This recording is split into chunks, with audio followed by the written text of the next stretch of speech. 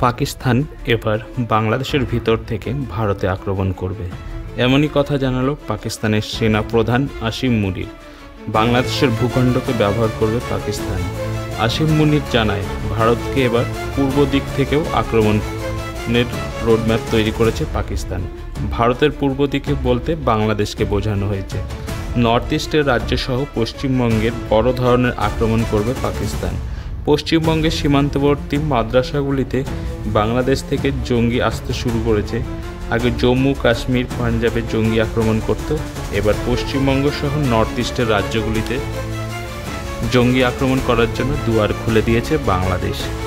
পাকিস্তানের সেনারা কোনো রকম ভিসা ছাড়া বাংলাদেশে আসা যাওয়া করতে পারবে।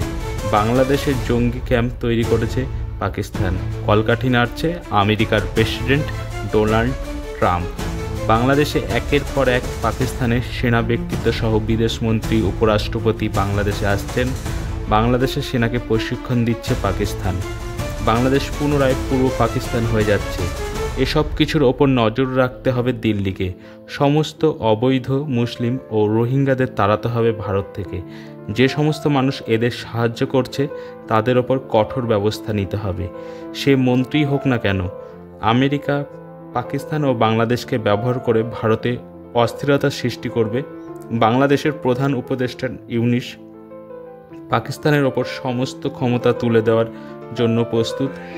যে রক্তক্ষয়ী সংগ্রাম করে 15 লক্ষ মানুষের জীবনের বিনিময়ে বাংলাদেশের স্বাধীনতা পেয়েছিল, সেই সার্বভৌমত্ব বিক্রি করে দিয়েছে ইউনূস।